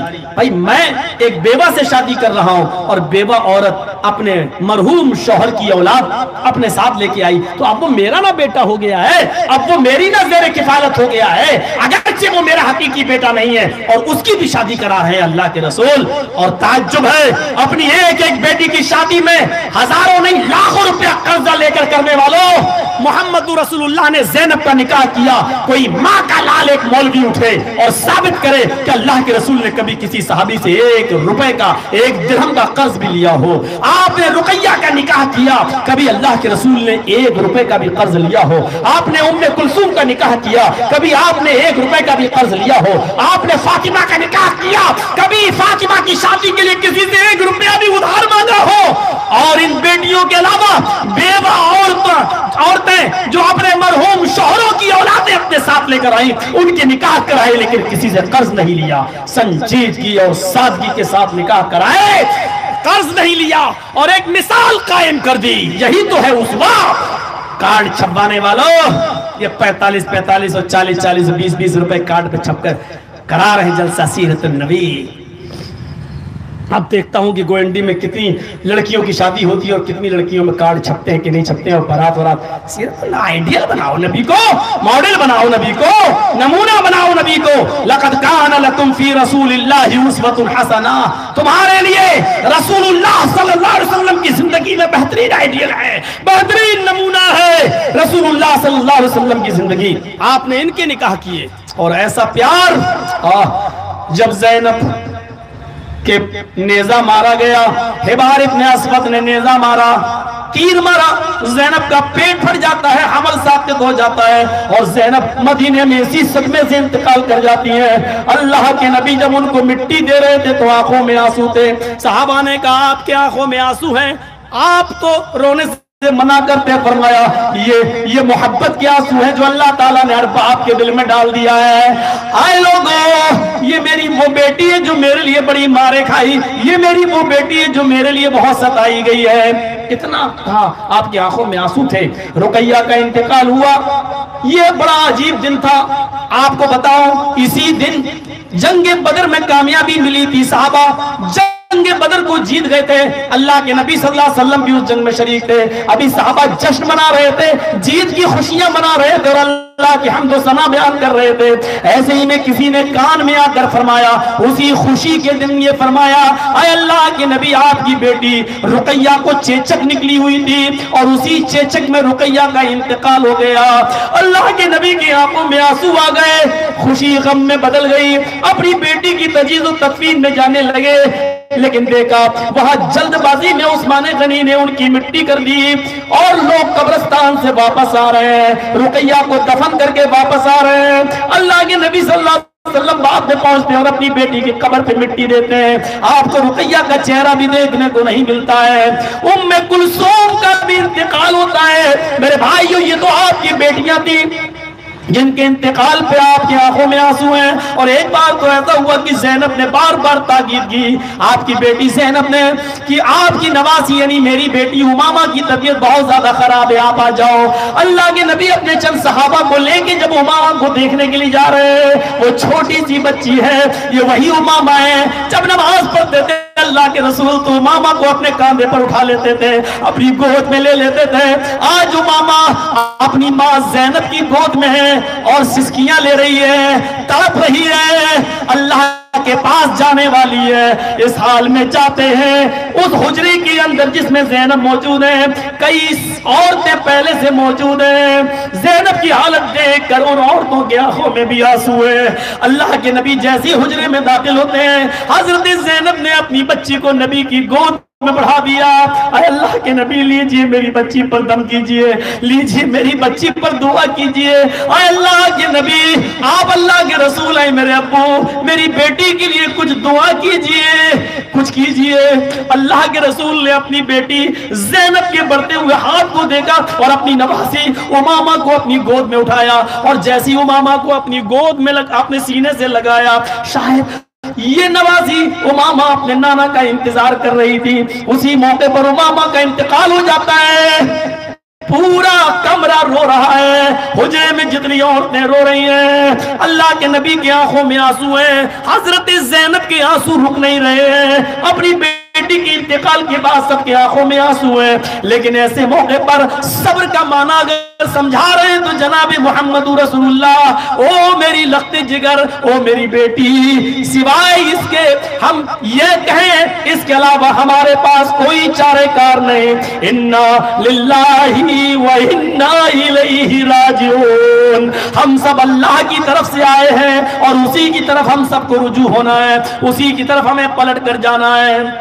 اس منظر کی طرف ذرا نظر ڈالیں، بڑے بڑوں کے کلیجے ہل جائیں گے۔ میرے بھائیوں، ذرا تصور کرو کہ آپ اپنی بیٹی زینب کو اپنے ہاتھ سے مٹی دے رہے ہیں، ام کلثوم کو اپنے ہاتھ سے مٹی دے رہے ہیں، امامہ اپنی نواسی کو اپنے ہاتھ سے مٹی دے رہے ہیں، اور تو اور نبی کی 3 بیٹیاں اس دنیا سے جا چکی ہیں، اور نبی کے بیٹے کتنے تھے؟ 3. 2 خدیجہ سے پیدا تھے، ایک ماریہ قبطیہ سے. جو خدیجہ سے پیدا تھے ان کا نام تھا قاسم اور عبداللہ. قاسم 2 سال کی عمر پائے انتقال کر گئے. اللہ کے رسول نے کہا لو میرا ایک بیٹا تھا اس کا بھی انتقال ہو گیا. دوسرا بیٹا خدیجہ نے چنا، اس کا نام تھا عبداللہ. عبداللہ بھی 2 سال پوری نہیں کر پائے اور یہ بھی انتقال کر گئے. جب عبداللہ کا انتقال ہوا تو ابو جہل ابو لہب کو بڑی خوشی ہوئی اور طنز مارا تھا، محمد ابتر ہو گیا، محمد دم بریدہ ہو گیا، محمد مقتول نسل ہو گیا. اور کہو زور سے درود پڑھو صلی اللہ علیہ وسلم. یہ بدتمیزی کے صیغے ابو جہل اور ابو لہب کے ہیں. نقل کفر نہ باشد، کافر کے الفاظوں کو ویسی نقل کر دینا یہ کفر نہیں کہلاتا ہے. ہم محمد نہیں کہہ رہے، ہم کسی کافر کے الفاظ کو نقل کر رہے ہیں. ابو جہل اور ابو لہب نے کہا تھا لوگوں خوش ہو جاؤ، محمد کے لڑکے مر گئے، محمد کا نام و نشان بھی محمد کے مرنے کے بعد مٹ جائے گا صلی اللہ علیہ وسلم. میرے پیارے ساتھیوں، ایک تیسرا بیٹا ماریہ قبطیہ سے پیدا ہوا، اس بیٹے کا نام تھا ابراہیم. 18 مہینے کی عمر پائی. ابراہیم کی طبیعت بھی خراب ہو گئی. ماریہ قبطیہ نے خبر بھیجی، کہاں ہے؟ ایک وفد آیا ہوا ہے، جلدی آؤ، آپ کے بیٹے کی طبیعت بہت خراب ہے. سب کو چھوڑ کے جیسے گھر میں آئے، بیٹا ابراہیم ماریہ قبطیہ کی پستان سے لگا ہوا ہے، سانسیں لے رہا ہے. ماریہ قبطیہ نے اپنے بیٹے کو پکڑا اور نبی کی گود میں بڑھا دیا. اللہ کے نبی اس ماریہ قبطیہ کے ہاتھ سے دیے ہوئے بیٹے ابراہیم کو اپنے سینے سے لگاتے ہیں، اس کی پیشانی کو چومتے ہیں. یہ نبی کا تیسرا بیٹا ہے جو ماریہ قبطیہ کے بدن سے پیدا ہوا. لیکن شاید ابراہیم محمد رسول اللہ کی گود میں آنے کا انتظار کر رہا تھا، اور جیسے 18 مہینے کا بچہ ابراہیم اپنے باپ محمد رسول اللہ کی گود میں آئے، ابراہیم بھی چل بسے اور ان کی بھی روح قبض سے حضوری سے پرواز ہو گئی. ماریہ قبطیہ کی آنکھوں میں آنسو ہیں. صحابہ اس منظر کو دیکھ رہے تو آنکھوں میں آنسو ہیں. ابراہیم کو سسکیاں لیتے ہوئے اس دار فانی سے دار بقا میں جاتے ہوئے اللہ کے نبی نے اپنی آنکھوں سے دیکھا. آخری سانس ابراہیم کو لیتے ہوئے تکلیف کے ساتھ اللہ کے نبی نے دیکھا. آپ کی آنکھوں میں بھی آنسو ہیں، لیکن اس موقع پر آپ نے جو جملے ادا کیے وہ بخاری کتاب الجنائز کے صفحات پر دیکھ سکتے ہو. آپ نے اپنے بیٹے کو چارپائی پہ لٹایا، ماریہ قبطیہ کی بغل میں لٹایا جو انتقال کر چکا ہے، اور اس بیٹے کو لٹانے کی بات آپ کہہ رہے ہیں ان العین تدمع والقلب يحزن ولا نقول الا ما يرضى ربنا وان بفراقك يا ابراہیم لمحزونون. بخاری کتاب الجنائز میں یہ منظر دیکھا جا سکتا ہے. اپنے بیٹے کو اپنی گود میں لیا، اس کا انتقال ہو جاتا ہے، سارا مجمع رو رہا ہے. اللہ کے نبی اپنے بیٹے کو اپنے بستر پر لٹاتے ہیں، ماریہ قبطیہ کے ساتھ لٹاتے ہیں اور کہتے ہیں میرے بیٹے، جو چیز میرے ہاتھ میں نہیں ہے، میرے کنٹرول میں نہیں ہے، میرے بس میں نہیں ہے، اس میں میں کیا کر سکتا ہوں؟ تیری جدائی سے میری آنکھیں اشکبار ہیں. ان العین تدمع والقلب يحزن، تیری جدائی سے میری آنکھیں اشکبار ہیں، والقلب يحزن، اور میرا دل غمگین ہے. ولا نقول الا ما يرضى ربنا، لیکن ہم اپنے پروردگار سے کوئی شکایت نہیں کریں گے اور ایسے جملے ہم اپنے رب کے دربار میں پیش نہیں کریں گے جس سے میرا رب ناراض ہو جائے. میں اپنی زبان سے ایسی کوئی باتیں نہیں کہوں گا جس سے میرا مولا ناراض ہو جائے، لیکن تکلیف ہمیں ہے. وَإِنَّ بِفِرَاقِكَ يَا إِبْرَاهِيمُ لَمَحْزُونُونَ، اے ابراہیم تیری جدائی سے ہمیں افسوس ہے، غم ہے. یہ جملے نبی اکرم صلی اللہ علیہ وسلم کہہ رہے ہیں، لیکن ساتھ میں یہ بھی کہتے ہیں کہ میرے بس میں نہیں ہے کسی کو زندگی دینا، کسی کو نہیں دے سکتا ہے کوئی زندگی. اللہ فلولا اذا بلغت الحلقوم، جب فرشتہ ملک الموت جب روح نکالتے ہوئے پیر کے پنجے سے اور ٹخنوں سے نکالتے ہوئے پنڈلی اور پنڈلی سے گھٹنے اور گھٹنے سے ران اور ران سے کمر اور کمر سے سینہ اور سینے سے نکالتے ہوئے جب تمہارے حلق تک پہنچ جائے گا اور یہ روح تمہارے گلے تک پہنچ جائے گی یا نرخرے تک پہنچ جائے گی، وَأَنْتُمْ حِينَئِذٍ تَنْظُرُونَ، اس وقت تم اپنی آنکھ سے اس روح کو نکلتے ہوئے دیکھ رہے ہوگے. آنکھیں تمہاری ٹنی رہ جائیں گی اور ہر مرنے والا ملک الموت کو دیکھے گا کہ وہ اس کی روح نکال رہا ہے. ملک الموت کے پاس عذاب کے فرشتے ہیں رحمت کے، وہ اپنی آنکھوں سے دیکھ لے گا کہ اب میرا انجام کیا ہونے والا ہے. اس روح کو رحمت کے فرشتے لے جائیں گے یا عذاب کے. وَنَحْنُ أَقْرَبُ إِلَيْهِ مِنْكُمْ وَلَكِنْ لَا تُبْصِرُونَ۔ اس وقت جتنے قریب ہم تمہارے ہوتے ہیں کوئی دوسرا نہیں ہوتا، لیکن تمہاری نگاہیں ہمیں دیکھ نہیں سکتی۔ فَلَوْلَا إِن كُنتُمْ غَيْرَ مَدِينِينَ، اگر تمہاری اوپر کوئی حاکم نہیں ہے، اگر تمہاری اوپر کسی کی طاقت نہیں چلتی، تم اپنے آپ کو بڑے پاورفل اور طاقتور سمجھتے ہو، تم سب سے بڑے اپنے آپ کو جانتے ہو، تم سے بڑا کوئی نہیں، اگر یہ تم اپنے آپ کو مانتے ہو، ترجعونها ان کنتم صادقین، تو ملک الموت سے وہ روح کھینچ کر اپنے اندر واپس کیوں نہیں لے لیتے؟ ملک الموت سے وہ روح چھین کر اپنے اندر واپس کیوں نہیں لے لیتے؟ کوئی بھی ایسی ہستی نہیں ہے جو اپنی روح ملک الموت سے چھین کر اپنے اندر واپس لے لے۔ جو آج لاکھوں لوگوں کو مارنے کے ذمہ دار بنے بیٹھے ہوئے ہیں، میرے بھائیوں، جب ان کی موت کا وقت آئے گا تو وہ بھی اپنی روح واپس نہیں لے سکتے ہیں۔ ملک الموت، یہاں کسی کی حکومت نہیں چلتی، یہاں صرف ہماری چلتی ہے اور سب میرے آگے بے بس ہیں۔ یہی بات اللہ کے نبی اپنے بیٹے سے کہہ رہے، بیٹے نہیں، یہاں ہم بے بس ہیں، ہم کچھ نہیں کر سکتے، مشیت عزتی اور مرضی رب کے آگے ہم کچھ نہیں کر سکتے ہیں۔ جب رب کو تیری زندگی پیاری نہیں ہے تو ہم رب کی دی ہوئی قسمت پر اور رب کی دی ہوئی اسی زندگی جو تیرے ایام جو لکھے تھے اس پر ہم راضی ہیں۔ ہم اپنی زبان سے ایسے جملے نہیں کہیں گے جس سے میرا رب ناراض ہو جائے۔ ابھی تو بہت سی حیثیتیں تھیں، بحیثیت جج، بحیثیت حکمراں، بحیثیت منصف، بحیثیت آپ کے داعی، بحیثیت مبلغ، لیکن کیا کریں، مجبوری ہے ہمارے سامنے۔ میرے پیارے ساتھیوں، ہم نہیں چاہتے، چناؤ کا ٹائم ہے اور ہم نہیں چاہتے کہ ہمارے اوپر کوئی کیسز لگے اور چلے۔ آچار سنہتا کا النگھن ہم نہیں کرنا چاہتے اور ہم پولیس پرشاسن کا بھی ساتھ دینا چاہتے ہیں جنہوں نے اتنا تعاون کیا ہے ہمارا۔ ہم پولیس پرشاسن کو کوئی ٹینشن نہیں، ماشاءاللہ ایسے لوگ ہیں بمبئی میں بھی کرنا۔ اب تو بیٹھیے، بڑھ گیا ٹائم، تو غور کیجئے میرے بھائیوں، یہ نبی اکرم صلی اللہ علیہ وسلم بحیثیت ایک باپ کے نظر آتے ہیں، ایک باپ کے، ایک اچھا باپ بن کے دکھایا۔ کیا درد نہیں تھا باپ؟ رو نہیں رہے آپ کے آنسو نہیں نکلتے کسی کے انتقال پر؟ تھے، لیکن مشیت عزتی اور مرضی رب کے آگے کسی کی نہیں چل سکتی، اور یہی تو دعوت ہے، یہی تو دعوت ہے۔ آج وہ لوگ ہم پہ اعتراض کرتے ہیں، وہ لوگ ہم پہ اعتراض کرتے ہیں جنہوں نے آج تک اس شعر پڑھنے والے کے خلاف کفر کا فتویٰ نہیں لگایا۔ خدا کے پرلے میں وحدت کے سوا رکھا ہی کیا ہے، لے لیں گے محمد سے جو کچھ لینا ہوگا۔ اللہ کے پرلے میں وحدت کے سوا رکھا ہی کیا، لے لیں گے محمد سے جو کچھ لینا ہوگا۔ تعجب تو یہ ہے کہ وہ غلط تو مانتے ہیں، لیکن آج تک پڑھنے والے سے یہ نہیں کہا کہ معافی مانگو۔ ارے تم کیا یہ شعر پڑھو گے؟ مولانا ابوالکلام آزاد سے جب کبھی کوئی پوچھتا تھا کہ آپ کی پیدائش کہاں ہوئی تو وہ کہتے تھے کہ ایک مشرک گھر میں پیدا ہوا۔ یہ ابوالکلام آزاد کہتے تھے۔ تو کیسے؟ کہا کہ ابراہیم علیہ السلام جیسے آزر کے گھر میں پیدا ہوئے تھے، ایسے ہی میں بھی ایک مشرک کے گھر میں پیدا ہوا۔ پوچھا گیا اس کی وجہ کیا ہے؟ ابوالکلام آزاد کہتے ہیں کہ میں نے اپنے باپ کو اس لیے مشرک کہا کیونکہ میرے باپ کا عقیدہ یہ تھا، وہ یہ شعر پڑھتا تھا، میرا باپ سب کا خدا خدا ہے، سب کا خدا خدا ہے، میرا خدا محمد ہے، نعوذ باللہ۔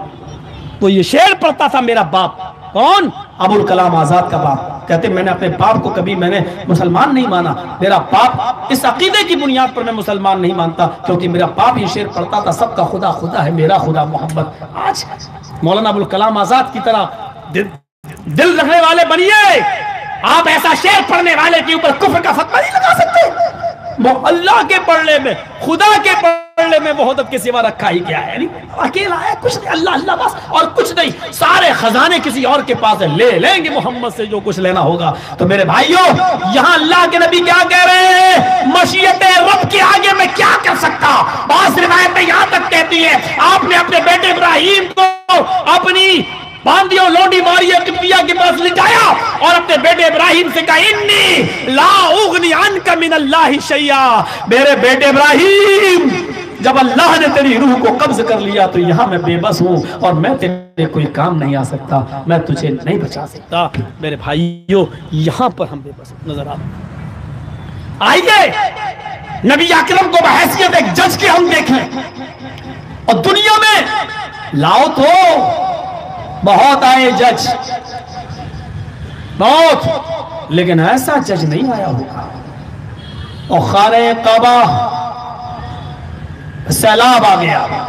नबी अकरम सल्लल्लाहु अलैहि वसल्लम की उम्र उस वक्त 35 साल थी। नोट कीजिएगा, नबी अकरम की उम्र थी 35 साल और नबी कब बने? 40 साल के बाद, यानी नबी बनने से 5 साल पहले की बात है। 5 साल पहले की बात है। खाने काबा में कोई शिगाफ पड़ गया और वो ढह गया। उसकी असरे नौ तामीर कराई गई। जब खाने काबा दोबारा बनकर तैयार हो गया तो हजरे अस्वद को उस जगह रखने का नंबर आया जिस जगह था। आज भी है जिस जगह, उस जगह उसको, लेकिन उसमें तलवारें निकल आई। कौन रखेगा? किस जगह रखेगा? कहां रखेगा? कौन रखेगा? एक कबीला कहता है इसको मेरा सरदार रखेगा, दूसरा कबीला कहता है इसको मेरा सरदार रखेगा, तीसरा कबीला कहता है इसको मेरा सरदार रखेगा, चौथा कबीला कहता है इसको मेरा सरदार रखेगा।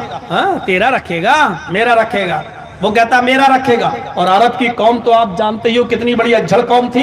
एक एक रोटी और बोटी के पीछे कैसे लड़ती थी। एक आदमी की बकरी दूसरे के खेत में चली गई, इसी बात को तमाशा बनाया और लोग उसी लड़ाई को लड़ते रहे। 27 साल तक वो लड़ाई चलती रही और दोनों तरफ से जब आदमी जोड़े गए मरने वालों की तादाद तो 40,000 पहुंच चुकी थी। 40,000 लोग मर चुके, लेकिन झगड़ा बंद नहीं हुआ। सिर्फ एक बकरी के चारा खा लेने की वजह से, एक बकरी के दूसरे के खेत में जाके चारा खा लेने की वजह से। कैसी कौम थी ये? ऐसी कौम मेरा आदमी रखेगा, नहीं मेरा रखेगा। तलवारें निकल आई। हर जमाने में कुछ बुजुर्ग लोग होते थे, उन्होंने कहा लड़ो नहीं, एक काम करते हैं, एक फैसला करते हैं, कल सुबह सबसे पहले खाने काबा में जो आ जाएगा, कल सुबह खाने काबा में सबसे पहले जो आ जाएगा वही फैसला करेगा। वो जो फैसला करेगा उसका फैसला माना जाएगा। कहा ठीक है, सबने मान लिया। कल जो सबसे पहले सुबह आ जाएगा उसका फैसला माना जाएगा। अब सब लोग रात भर जागते रहे। मैं सबसे पहले जाऊंगा, सोऊंगा नहीं, सोऊंगा नहीं, कल जाना है ना, कल मैं सबसे पहले जाऊंगा। हर आदमी कल के चक्कर में था कि मैं पहुंचूं। मुहम्मदुर रसूलुल्लाह सल्लल्लाहु अलैहि वसल्लम क्या करते हैं? आकर जल्दी सो जाते हैं। और आपने देखा होगा जो जल्दी सो जाता है वो जल्दी उठ भी जाता है। जो जल्दी सोता है उसकी सुबह जल्दी आंख खुल जाती है। और कई मर्तबा तो मेरे साथ ऐसा हुआ, स्टेशन घर से निकला, नेट पे चेक किया, गाड़ी राइट टाइम है, ट्रेन पकड़ने गए, स्टेशन पे पहुंचे, पता चला 2 घंटा लेट। 2 घंटा इंतजार किया, पता चला ये 1 घंटा और बढ़ा दिया। अब रात में 3 बज गए, 4 बज गए, अनाउंसमेंट हो गया आने वाली है ट्रेन, और अचानक आंख लग गई। पूरी रात जाग रहे हैं और ट्रेन आने से पहले आंख लग गई। गए, अचानक आंख खुली, गाड़ी पकड़, ट्रेन, पता चला वो तो निकल गई। क्यों? पूरी रात जाग रहे हैं, अचानक आंख लग गई। यही हुआ उनके साथ। पूरी रात जागे, फजर जागने के आदी तो थे नहीं, पूरी रात जाग रहे सुबह के चक्कर में, और ऐन मौके पर सबको नींद आ गई। खर्राटे बेच के जनरेटर चलाते हुए सब सो गए। और अल्लाह के नबी की आंख सबसे पहले खुल गई। रात भर जागना भी तो अपने अंदर एक चीज रखती है। मुंबई में तो रात ही भर लोग जागते हैं। हमें पता ही नाश्ता भी करते हैं कि नहीं करते हैं, अल्लाह जाने बम्बई वाले सो के कब उठते होंगे। क्या अजीब माहौल है। अभी आप जाइए, ये रात के 10, 11, 12 बजे कुछ चलेगा सब मामला। 2 बजे जाइए, 3 बजे जाइए, तो आप देखिएगा एक भी चिड़िया बोलती हुई आपको नजर नहीं आएगी, एक भी परिंदा आपको बोलता हुआ नजर नहीं आएगा। सारे परिंदे अपने घोंसलों में आराम कर रहे हैं, सो रहे हैं। और सुबह फजर की नमाज पढ़ने के लिए जब आप निकलेंगे तो चिड़ियां चहचहाती हुई नजर आएंगी, ची ची ची ची करती हुई। कितनी अच्छी लगती है। हर आदमी इनसे मोहब्बत करता है। क्यों? क्योंकि ये सुबह उठकर अल्लाह की हमदो सना बयान कर रही है। ये चिड़िया चींची करती, सारे लोग इनसे मोहब्बत करते हैं। रात के 2-3 बजे जाइए, दौड़िए, गांव देहातों में भी जाइए, आपको एक भी कुत्ता सोता हुआ नहीं दिख रहा होगा। गाड़ी लेके जाइए, वो पीछा करेगा आपके। और फजर की नमाज पढ़ने के लिए जाइए तो आपको एक भी कुत्ता आपको जागता हुआ नजर नहीं आएगा। मैं क्या कह रहा हूं समझ रहे हैं ना? अब इससे ज्यादा खुल के मैं नहीं बोल पाऊंगा भाई। अगर एक लफ्ज भी मैंने आगे कुछ कह दिया तो आपको कहोगे कि मौलाना साहब ये कुत्ता बिल्ली जब हम ही को बना रहे हो क्या? मैं वो सब नहीं बोलूंगा। आप देखिए इस वक्त क्या हालत हो रही है, एक भी कुत्ता सोया नहीं होगा। सड़क पे जाइए, आपकी गाड़ी के पीछे दौड़ेगा। और सुबह फजर की नमाज पढ़ने जाइए तो एक भी कुत्ता आपको जागता हुआ नहीं आएगा। क्यों? वो रात भर जागेगा, फजर के टाइम पे सो जाएगा। कितनी नफरत है लोगों के दिलों में उसकी। जाके दूर दूर इधर से रात मारी, उधर से रात मारी, भगाया जा रहा है। और चिड़ियों को देख लो, कोई बिस्किट खिला रहा है, कोई कुछ खिला रहा है, कोई कुछ खिला रहा है। खिला रहा क्यों? इसलिए कि वो सुबह उठती है। उठो, दुनिया की नजरों में महबूब बनोगे। तुम्हारा रोबो दबदबा दूसरों के दिलों में तब पैदा होगा जब नमाज़े फजर की पाबंदी करोगे, रातों में जल्दी सोगे, सुन्नत रसूल पर अमल करते हुए इशा की नमाज के बाद सोने की आदत डालोगे और नमाज फजर के लिए जल्दी उठने की आदत डालोगे। सारी दुनिया तुमसे मोहब्बत करेगी। रात रात भर जागकर फजर की नमाज में घोड़ा बेचकर सोने वालों, काबे के रब की कसम, किसी कौम और किसी समाज और सोसाइटी पर तुम अपना रोबो दबदबा नहीं, अपनी छाप नहीं डाल सकते हो। फजर की नमाज जो कौम नहीं पढ़ती है उसका रोबो दबदबा दूसरी कौमों पर नहीं चढ़ता है। और अल्लाह के रसूल ने फरमाया कयामत की निशानियों में से एक निशानी ये होगी, अबू दाऊद किताबुल मलाहिम के अल्फाज हैं, यूशिकुल उमम अन तदा अलैकुम कमा तदा लकलतु अला क़िसतिहा। दुनिया की सारी कौमें तुम्हारे ऊपर ऐसे टूट पड़ेगी जैसे भूखे लोग दस्तरखान के ऊपर टूट पड़ते हैं। सहाबा ने कहा अल्लाह के रसूल क्या उस वक्त हम तादाद में कम होंगे? फरमाया नहीं, तुम्हारी तादाद बहुत होगी, बल अंतुम कसीर, बहुत ज्यादा तुम्हारी तादाद होगी, लेकिन तुम समंदर के खसो खाशाक की तरह होगे। जैसे झाग को समंदर का पानी इधर से उधर ले जाता है, जैसे खसो खाशाक को समंदर की मौजें इधर से उधर ले जाती है, ऐसे ही तुम समंदर की झाग या खसो खाशाक की तरह होगे। दुनिया की सारी कौमें तुम्हें जहां नचाएंगी वहां नाचोगे, दुनिया की सारी कौमें तुम्हें जो करवाएंगी वो तुम करोगे, लेकिन अल्लाह ताला तुम्हारा रोबो दबदबा काफिरों के दिलों से निकाल देगा। काफिरों, कल तक बजती हुई बारात जब जाती थी और मुसलमानों के मोहल्ले से गुजरती थी और नमाज का वक्त होता था तो बाराती ये कहते थे कि नहीं, मुसलमानों की नमाज में खलल हो जाएगा, नहीं, बारात बंद करो, मस्जिद से थोड़ा सा दूर निकल जाओ, तब हम बैंड बजाएंगे। कल तक हमारी मस्जिदों के अदब व एहतराम में हमारे गैर मुस्लिम भाई अपने बैंड बाजे बंद कर दिया करते थे। जर्जीस ने अपनी आंखों से ये मंजर देखा है। और आज हमारी मस्जिदों में नमाजें होती हैं और जोर जोर से बैंड बाजे बजते। क्यों? जब आजान के वक्तों में और नमाज के वक्तों में जब हमारे बच्चे टीवियां खोले बैठे हुए हैं, हमारी औरतें स्टार प्लस देख रही हैं, तो काफिरों के दिलों से तुम्हारा रोम दबदबा नहीं निकलेगा तो क्या होगा? हम तसव्वुर करें, ये हंसने का नहीं रोने का मकाम है, रोने का। मेरे प्यारे साथियों, समाज और सोसाइटी पर नजर डालो। अल्लाह के रसूल सबसे पहले खाने काबा पहुंच गए। जैसे ही सब लोग अंदर, ये मोहम्मद तो पहले आ गए। ये नाम मैं इसलिए ले रहा हूं कि उस वक्त तक आप रसूल नहीं बने थे। मोहम्मद पहले आ गए। और जैसे ही लोगों ने नबी अकरम को देखा तो क्या कहा? कद जाल अमीन, कद जा सादिक, मोहम्मद आ गए, एक सच्चा आ गया, सादिक आ गया, जो फैसला करेगा वो सच्चा फैसला करेगा।